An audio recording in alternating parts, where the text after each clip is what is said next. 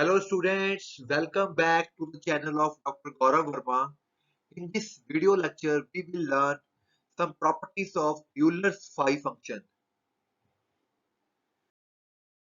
So first property number one, for each positive integer n, we can say that summation phi d is equal to n, where d is d divides n.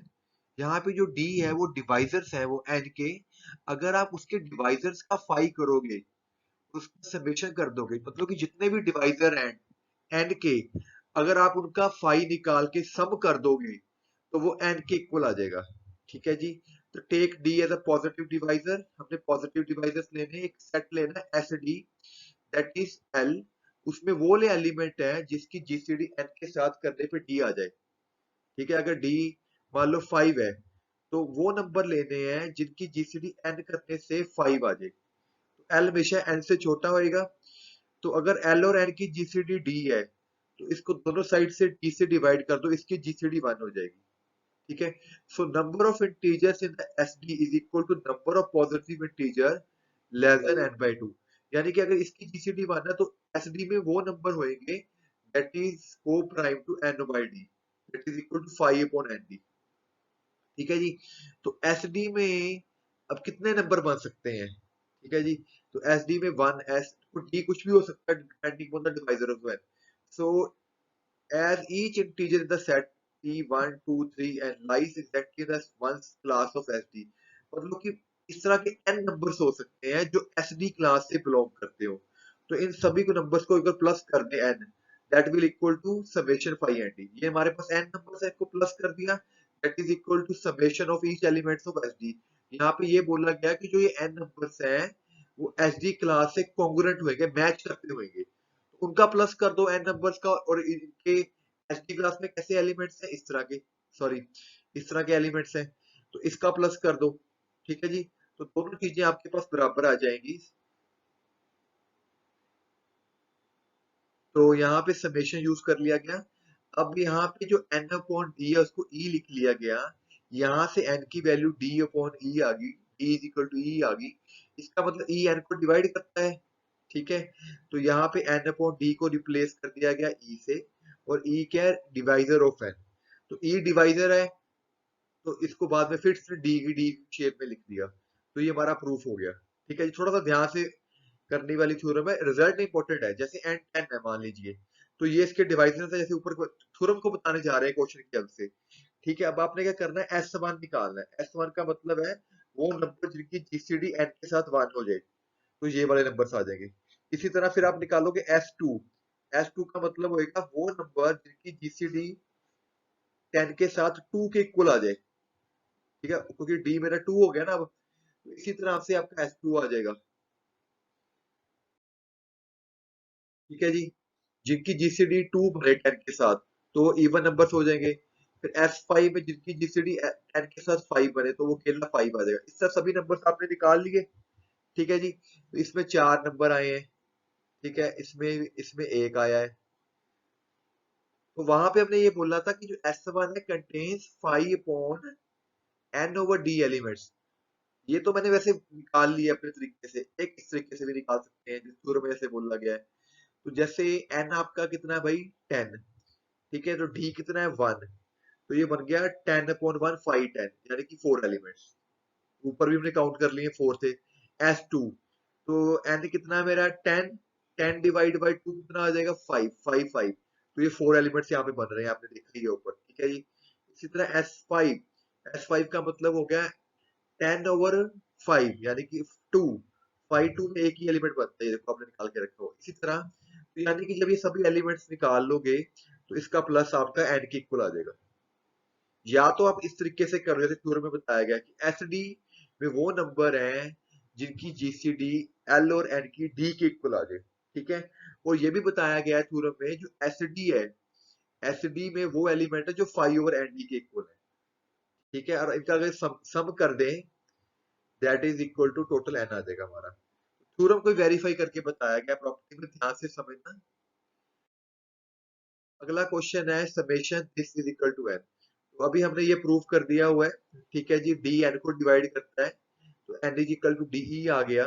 तो n upon D equal to E हो गया और E N को divide करने लग गया। तो यहाँ पे इसने क्या किया, जैसे ई का मतलब क्या हुआ बेटा कि ई भी एन का डिवाइजर है। तो ई अगर एन का डिवाइजर है तो जो ये रिजल्ट डी के लिए प्रूव किया गया है वो ई के लिए भी अप्लाई हो जाएगा यहाँ पे। ठीक है जी, क्योंकि डी जैसे डी डिवाइजर है उसी तरह ई भी डिवाइजर है।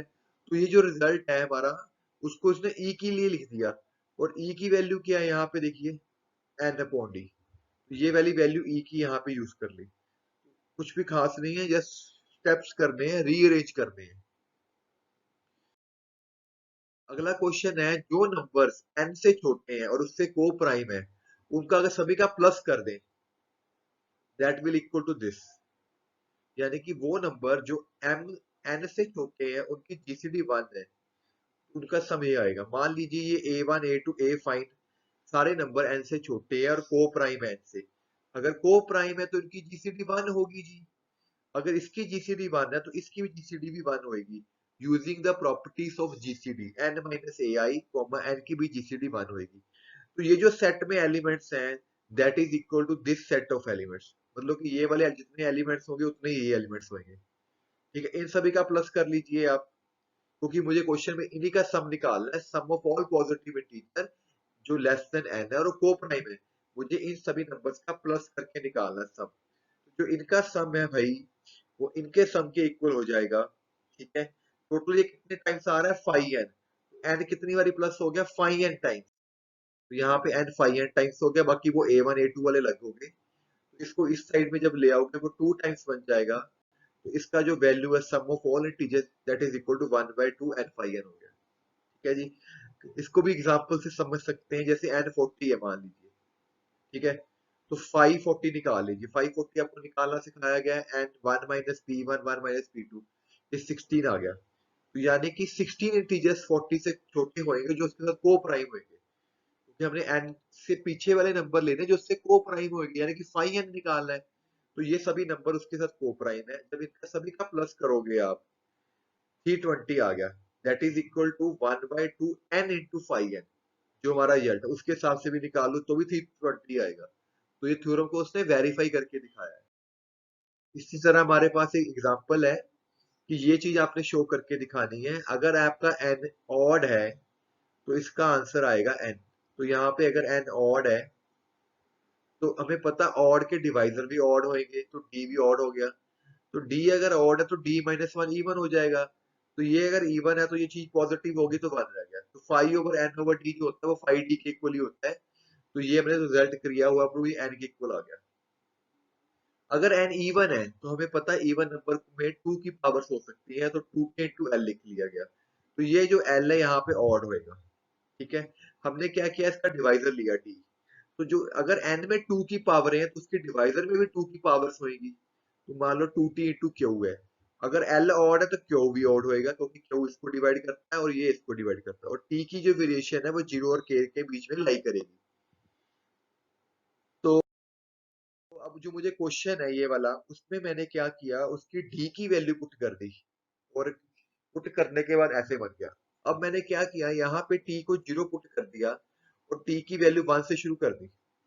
जब यहाँ पे t को 0 पुट करोगे तो 1 हो जाएगा आपका।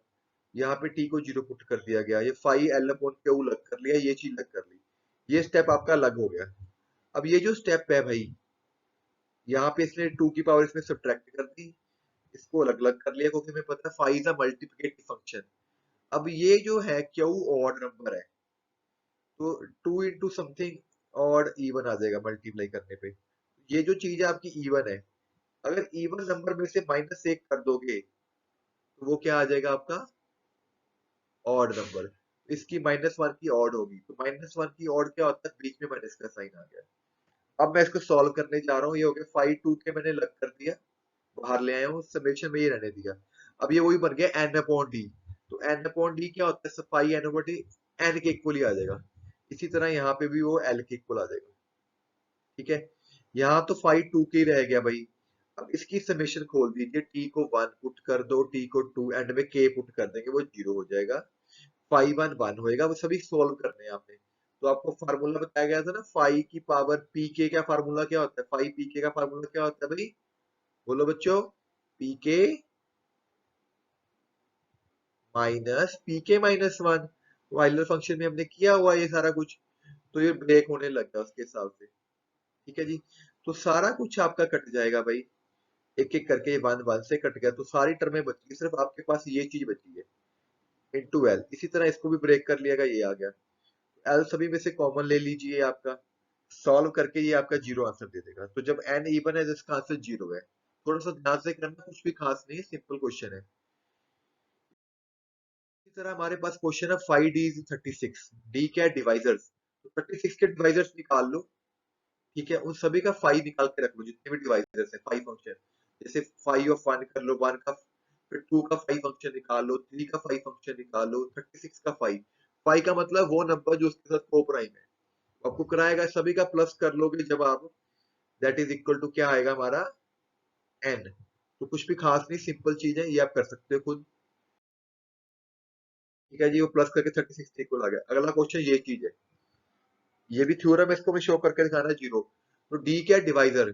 36 के डिवाइजर भी पीछे हमने किए हैं, तो डिवाइजर की वैल्यू पुट कर चलो। डी वन हो सकता है, डी टू हो सकता है, थ्री हो सकता है, फोर हो सकता है, डी सिक्स हो सकता है, ठीक है, नाइन हो सकता है, 12 हो सकता है, एट। सभी डिवाइजर्स पुट करके इसको सॉल्व कर लीजिए। 5 1 5 2 5 3 5 4 सभी आपने निकाले हुए हैं, इसका जो प्लस है वो जीरो आएगा। So students, in this lecture you have learned specific question related to LS5 function. There are some few important questions also. Thank you very much. Signing off, Dr. Gaurav.